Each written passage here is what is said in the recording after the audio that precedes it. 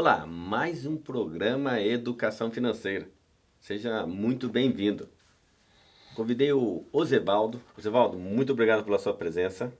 Opa, o prazer é todo meu, uma satisfação estar aqui com vocês, onde eu poder demonstrar o conhecimento que a gente tem, estamos à disposição. E falando de contabilidade, e nós temos a contabilidade da pessoa física e contabilidade da pessoa jurídica. O Ozevaldo, gente, Ozevaldo Cardeal de Magalhães, ele é cristão, ele é contador, pós-graduado em finanças, trabalhou na Receita Estadual de Goiôerê, trabalhou em banco como gerente geral de negócios, foi diretor industrial de uma empresa em São José dos Pinhais, ministrou aulas também no Senac, é casado com a Soraya Rose de Magalhães, um abraço Soraya, e também ela também é contadora, né? E tem dois filhos, e também tem uma neta, é isso mesmo? Está vindo a segunda neta já, e a Mayra e o Arthur, que são meus dois filhos, também são contadores e têm A especializações. Bíblia não erra, tá vendo? Assim, ó, é pra gente prosperar mesmo, inclusive filhos, netos, bisnetos. Ô Zevaldo, eu, por exemplo, ensino as pessoas a economizarem, tá? Então, assim, primeiro a gente faz uma certa economia para melhorar a vida financeira. Apesar de muitas pessoas elas não entenderem muito bem, eu digo que no dicionário do professor Altemir Farinhas tem a economia boa, mas tem a economia burra. Deixa eu explicar por que eu uso esse termo economia burra, né? Por exemplo, eu peço para a pessoa economizar na internet, mas essa economia é para reduzir valores. Mas não quer dizer que ele precisa fazer 100% isso. Porque às vezes é uma pessoa que dá aula, dá curso, e ela precisa de uma internet potente, uma internet boa. Então, se ele reduzir a banda da internet, porque tem que reduzir valor, vai prejudicar o trabalho dele. Isso chega a acontecer na contabilidade. Tem gente que fala, olha, eu vou procurar uma contabilidade bem baratinha. Ó, toda vez que você for pensar em crescimento, pense em estar com uma equipe altamente competente. Você tem que ter o melhor contador, o melhor médico, o melhor dentista, o melhor profissional na área de marketing, o melhor profissional na área de toda a área. Procure sempre o melhor, se você quer crescer e tem pretensões grandes. E outra coisa, eu peço para você, não pense pequeno. Que o nosso Deus, o Deus que nos dirige, o Deus que nos criou, ele quer que nós sejamos grandes. E ser rico não é vergonhoso. O vergonhoso é você ser rico roubando. Mas se você ser rico honestamente, sempre é muito bom. E você fazer economia, pegando profissionais de baixa qualidade, tendo produtos de baixa qualidade, tendo uma equipe de baixa qualidade, ou até tendo, como você comentou, uma internet de baixa qualidade, o teu benefício que você vai dar para o teu cliente vai diminuir e você vai perder. Então analise sempre bem custo e benefício. Ou Osvaldo, eu falo muito disso porque assim, olha só, atendo, como eu falei, casais, né, empresas e tal, e às vezes eu vejo a pessoa tentando fazer uma economia errada. E contabilidade, gente, é uma coisa muito séria. Vou pedir para o Osvaldo explicar uma coisa aqui, preste bem atenção. Osvaldo, se o contador fizer algo errado, o cliente vai pagar essa conta?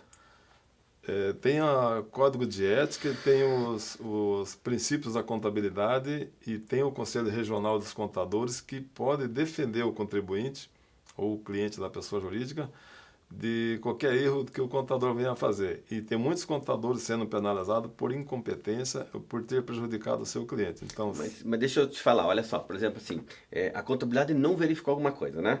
Teve uma vez um banco, gente, que uma caixa de banco aplicou um golpe, Zé Walter. O que acontece? As pessoas iam lá pagar DARF, pagar as guias, ela autenticava num outro, ela tinha um outro caixa ali, ela tinha um outro documento, uma outra forma de tinha autenticar uma aquele, máquina particular. uma máquina particular de autenticação. Muito obrigado, muito bem. E acontece que a pessoa sai com aquela guia ali, beleza, tá quitado. Mas daí passou alguns anos, essa empresa recebeu uma bela multa. E aí que descobriram, que foram rastrear, né? Que naquele banco, naquele caixa, ela pegava. Olha só, essa caixa fazia o seguinte: autenticava em outra máquina, não passava na máquina do banco. Então a pessoa pagava R$ 500 uma guia, ela embolsava os R$ 500 e a pessoa achava que estava pago, tinha uma autenticação ali. E eu pergunto para você, olha só, demorou um tempo, descobriram esse golpe. Mas aquela pessoa que não pagou a guia, perante a Receita Federal e tal, tem juros, multa, foi penalizado.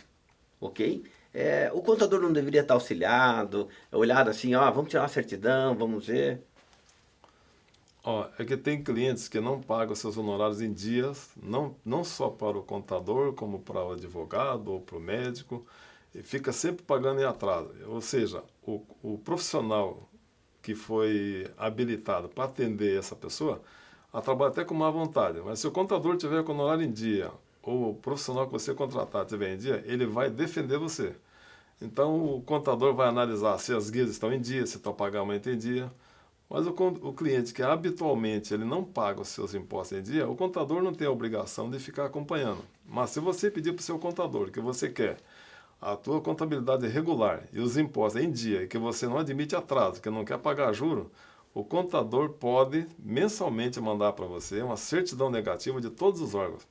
Mas depende da solicitação do cliente, porque tem muito cliente que não paga e o contador perde tempo mandando para ele falando que ele tem dívida A, B e C. Mas quando você manda para o cliente falando, você está devendo um imposto, INSS, PIS, COFINS, contribuição, DAS, FGTS, você fala, virou cobrador agora? Então o contador, ele atende a necessidade. O contador está lá para assessorar, né? Para ajudar. Ele está para assessorar, mas se o cliente, ou o contribuinte, ou o empresário não quer essa ajuda, o contador tem que ficar na dele, Entendi. né? Porque Mas o empresário que presta, ele tem o contador como um braço direito, que é uma base das informações para ele crescer. Mas, infelizmente, no Brasil, o contador, para alguns empresários, é um mal necessário. E o empresário que pensa assim, não está pensando em crescimento. Mas vamos lá, porque olha só, Zé Valdo, eu sempre recomendo inclusive a sua empresa, e eu vejo o seguinte, tem gente, às vezes, tem um guarda-livros. É aquele contador que não se atualizou, infelizmente, não são todos, não estou falando mal de todos os contadores, não é isso. É que tem gente, às vezes, pegou muito cliente, não tem uma equipe técnica, eu sei que a tua empresa tem muitos funcionários, tem uma equipe, ou seja, a pessoa lá, ela tem um negócio que está indo bem, está dando certo, mas ele tem aquele guarda-livros ainda. Isso pode prejudicá-lo? Hoje, as exigências da legislação, o contador tem que ter os computadores potentes, exige até certas especificações do computador, que não pode ser um computador fraco, porque ele tem que entrar em programas da Receita Federal, da Receita Estadual, da Prefeitura, do INSS, FGTS, e cada vez complicam mais. Agora com o uso de certificado digital, agora vem aí a senha acesso Gov. Enfim, antes era fácil, né? Tinha disquete, que era complicado e prejudicava até o contador. Só um minutinho, gente, você que está nos ouvindo aí não é do tempo do disquete, tá?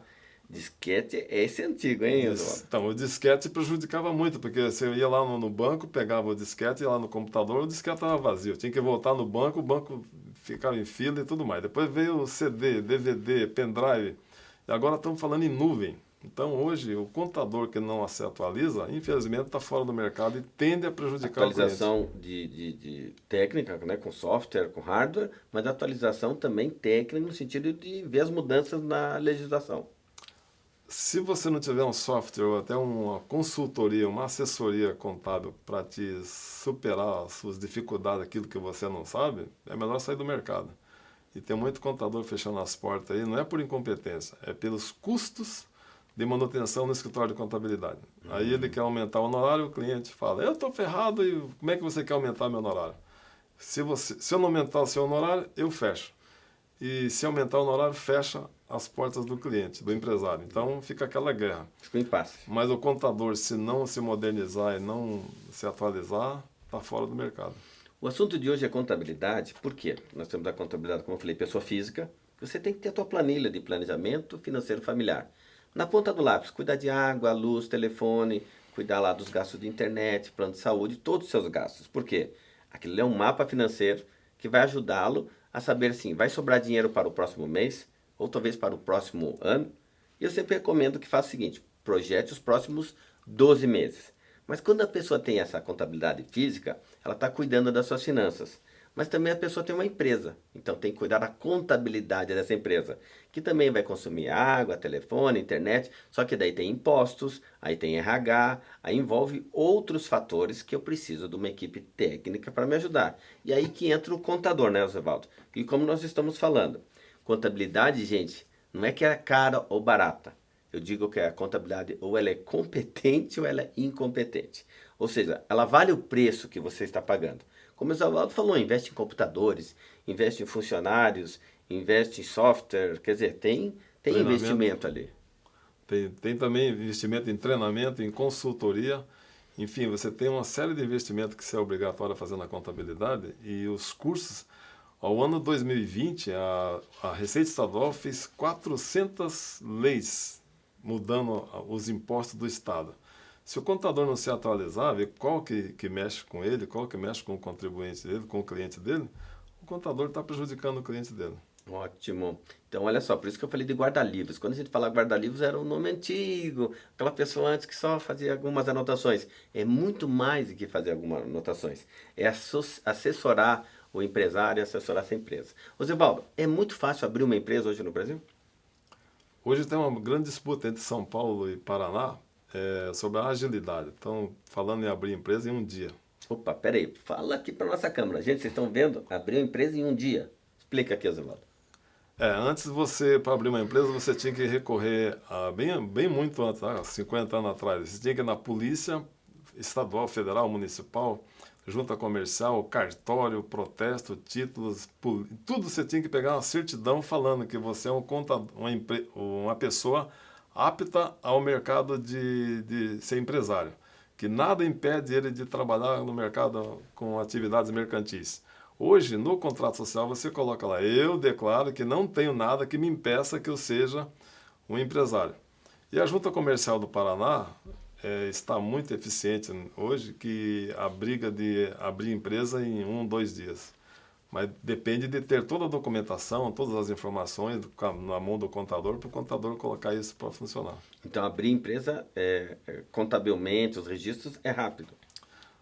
Quando alguém vem abrir uma empresa, você fala em 15 dias, 30 dias, mas dá para abrir uma semana, depende de todo mundo se colaborar, né? Porque assim, eu não posso simplesmente abrir uma loja lá e começar a atender. Não, primeiro você tem que ver a parte jurídica. Hoje com o MEI, está muito fácil você abrir um MEI, que abre em 10 minutos, e você começa a trabalhar com o MEI. O faturamento é até 81 mil por ano. Veja bem, não é 81 mil no mês, é somente 6.750, que é 1/12 de 81 mil. Aí, se você pode começar com esse faturamento, você abre e testa. Deu errado, fecha o MEI, não tem custo nenhum também. Nós já vamos falar sobre MEI, mas Osvaldo, eu quero fazer o seguinte, a pessoa abriu lá uma lanchonete, abriu a porta e está vendendo lá pastel, salgadinhos, tudo. Não tem alvará. Está errado. Está errado? Está errado. Então, por isso que existe o MEI para o pequeno contribuinte. Se eu abrir uma lanchonete para atender lá 100, 200 pessoas no dia, que vai faturar ali seus 10, 20, 30 mil por mês, já não pode ser MEI. Então, você tem que ter primeiro a legalização. Eu, empregado hoje, com o advento do e-social, primeiro você faz o exame médico do funcionário, faz um teste com ele, conversa com ele. Aí, para ele começar a trabalhar, para bater o ponto, tem que estar com o registro. E o registro agora é online, né? Então, tudo... Opa! Ó, você está falando do e-social, que nós vamos falar na segunda parte aqui do nosso programa também. Mas, gente, olha só, não é simplesmente assim, eu vou lá e abro uma empresa. Você não abre uma empresa assim, não é tão rápido. Não, eu falei em um dia, mas primeiro você tem que toda a preparação, né? Pegar o documento do sócio, atividade, nome da empresa, endereço. A prefeitura tem que aprovar a atividade naquele endereço. Tem que começar certinho, então. Tem que começar certinho. Quem começa certo, eu digo que cresce na base aritmético. E quem começa errado, ele cresce exponencial. Mas como você cresce exponencial fazendo coisa errada, o seu tombo também é exponencial. Você vai cair mais rápido do que o que subiu. Você está prestando atenção no programa, olha só. Se você começar certinho, pode até demorar esse crescimento. Se começar errado, pode até dar um boom. Mas por estar errado, a hora que cair, vai cair lá de cima, vai cair muito alto. Por isso nós estamos falando de contabilidade familiar, contabilidade na empresa. Contabilidade na empresa, gente, com técnico, com pessoa especializada, por quê? Você tem impostos, você tem funcionários, você tem muita coisa que você precisa gerenciar. E numa empresa, como o Evaldo começou lá no começo explicando, né?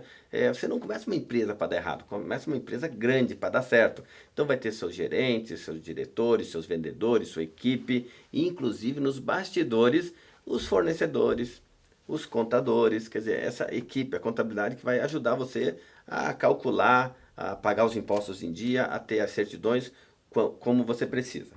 Gente, nós vamos agora a um pequeno intervalo, assista os nossos patrocinadores, já aproveita aí, clica nas redes sociais, segue o programa Educação Financeira. O assunto hoje é contabilidade familiar, contabilidade da pessoa jurídica. Estou aqui com o contador Osvaldo, que agradeço muito a presença dele, e breve nós já retornamos, já voltamos.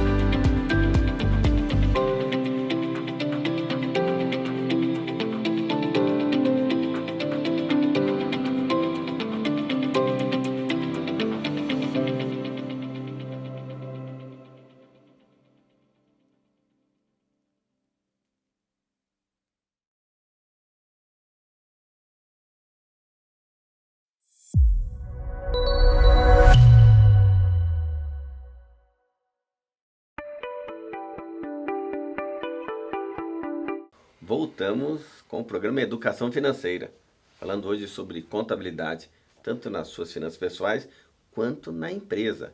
E eu estou aqui com o Ozevaldo, contador, especialista na área, tem uma equipe muito grande na empresa dele, a esposa é contadora, os filhos trabalham junto e o homem é especialista. Tanto é que eu trouxe o Ozevaldo até para que eu possa tirar algumas dúvidas.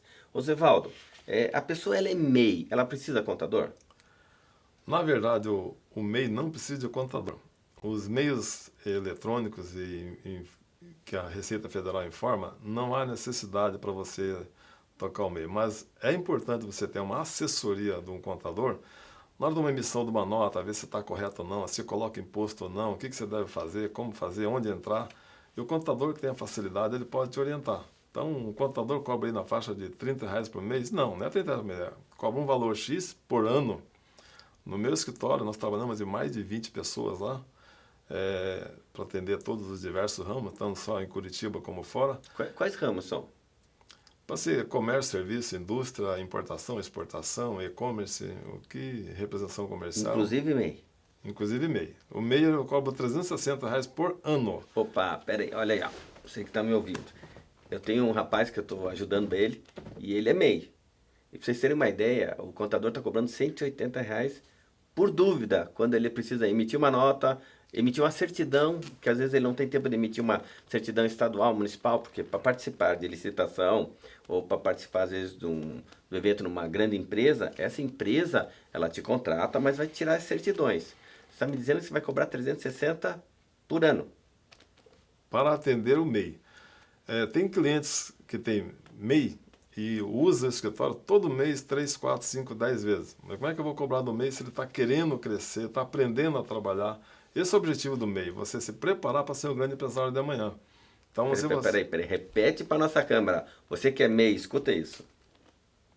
Você que é MEI, você está preparando a sua empresa, se preparando também, tanto na economia, como fiscal, como financeiro, para você ser um grande empresário. Então você começa como MEI e pense grande. Que você pensando grande no teu MEI, que já começa formal, você está formalizando uma atividade que a maioria trabalha na informalidade, na ilegalidade, né? Você quando faz o MEI, você regulariza tudo de uma forma muito barata.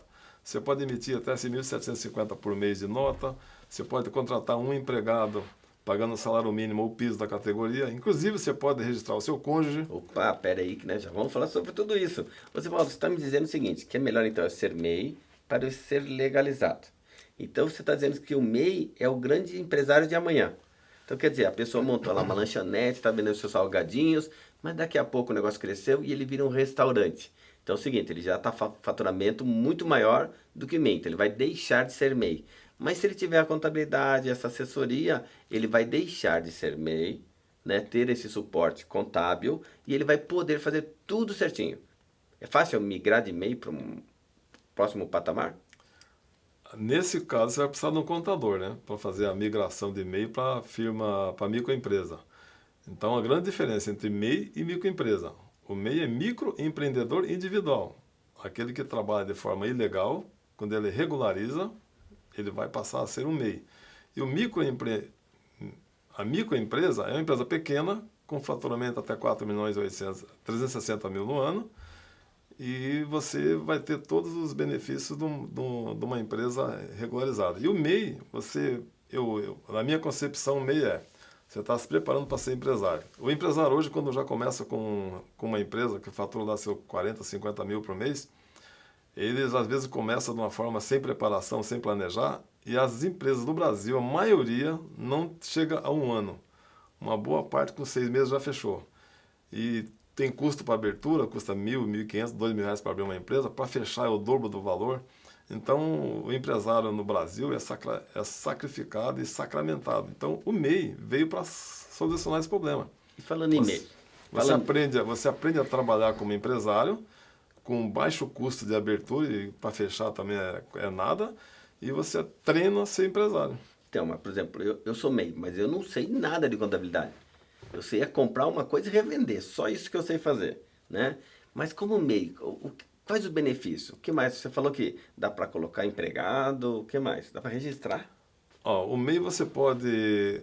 Aqueles 5% que você paga do salário mínimo, que hoje é R$ 65,10, mais R$ 1 de ISS, 5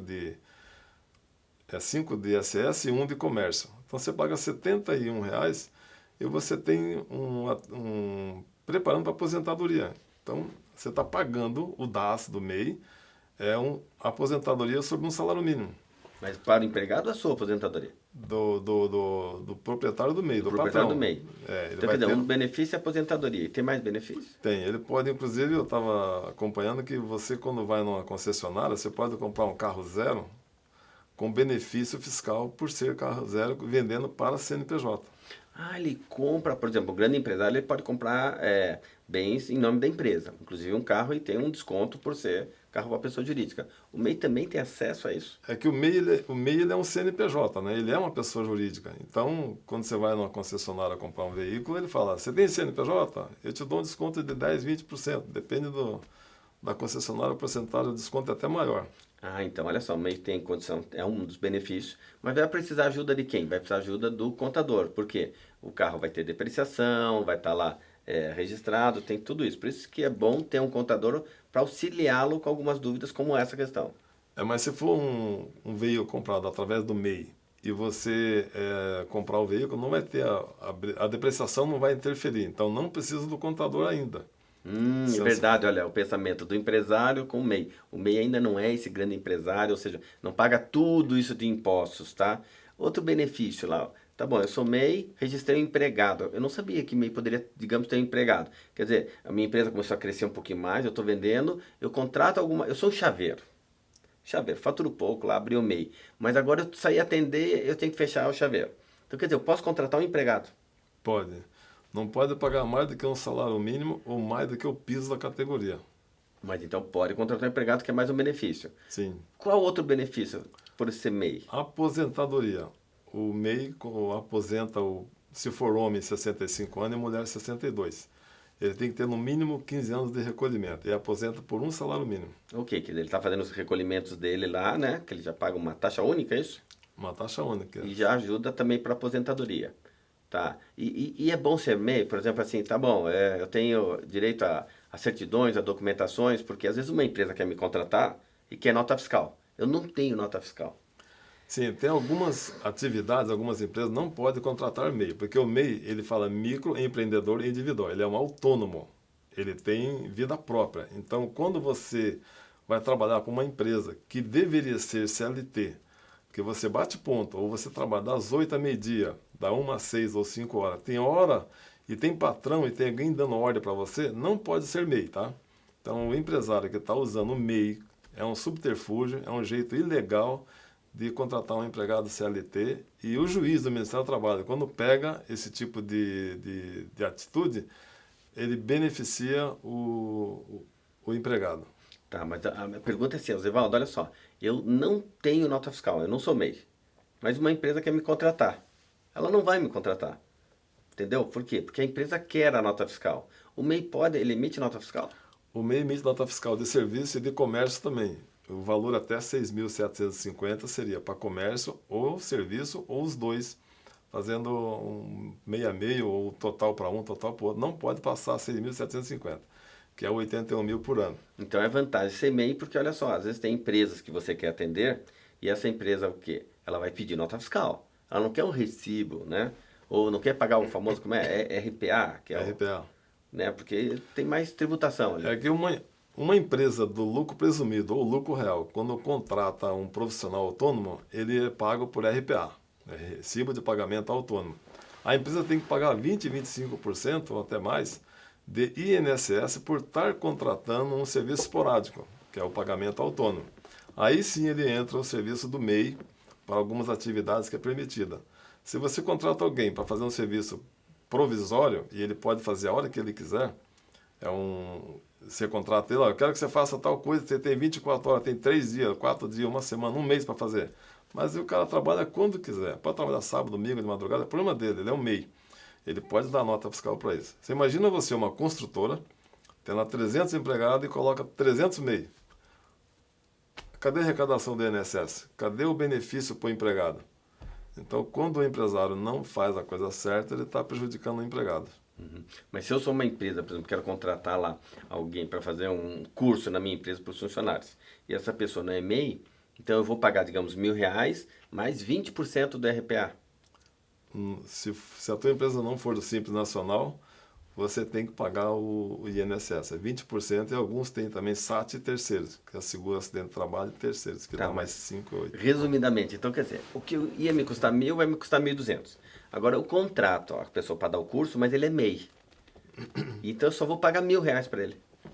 Só R$ 1.000 para ele, e ele pode, por ser professor independente, ele vai te dar uma nota fiscal do serviço que ele te prestou de forma autônoma E custou e R$ 1.000 para mim. esporádica.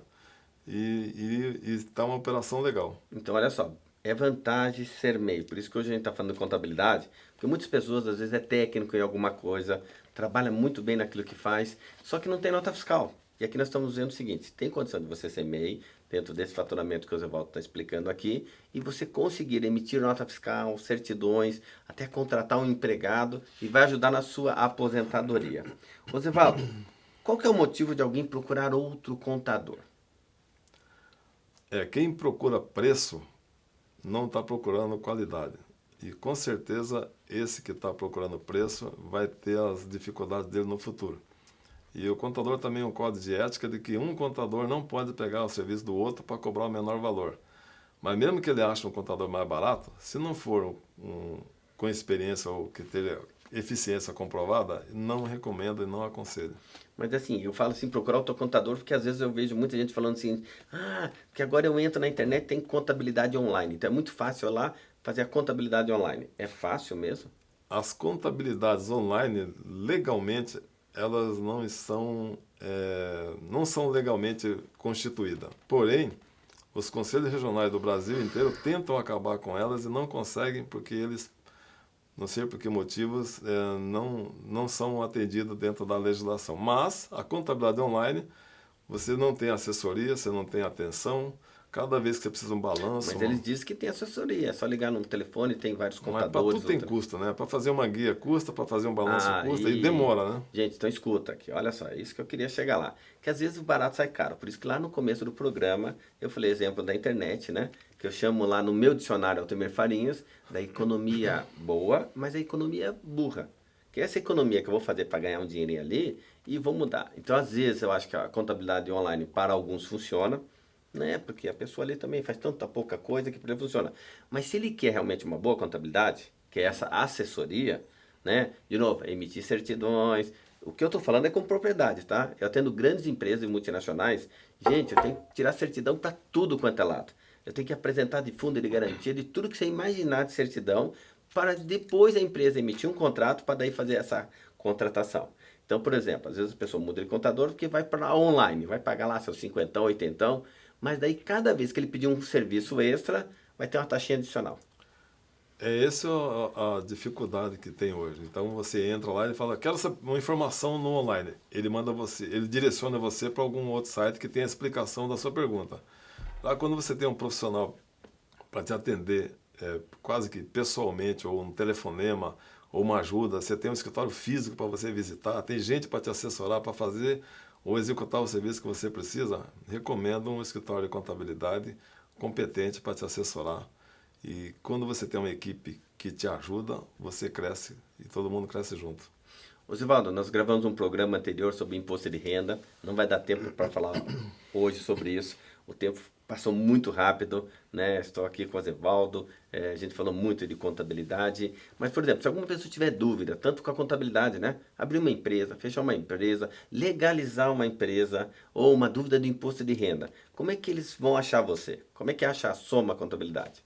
Tanto eu como a minha equipe, que é minha família, e mais 23, 24 profissionais que trabalham na área, estão à sua disposição no telefone 3376-2922 ou no WhatsApp, é o 999 25 25 31, ou nas redes sociais, que você pode procurar também como Soma Contabilidade PR. Então, esses números que estão passando aqui na tela, né, tanto o telefone, quanto o WhatsApp, quanto redes sociais, encontra e pode ligar lá tirar uma dúvida, tal. Quer dizer, eu não sou teu cliente, mas eu estou com dúvida.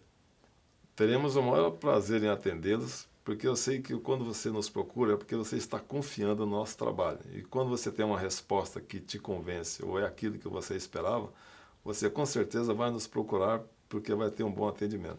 E você que está nos ouvindo, programa de hoje, chegamos ao nosso final. Contabilidade perfeita é também mordomia. E é assim que a Bíblia nos ensina a ser mordomo fiel. A gente tem que cuidar muito bem do dinheiro, que não é nosso, é de Deus, inclusive na contabilidade. Nos siga nas redes sociais, dê um clique aí, indique para os amigos e eu espero você até o próximo programa. Que Deus te abençoe.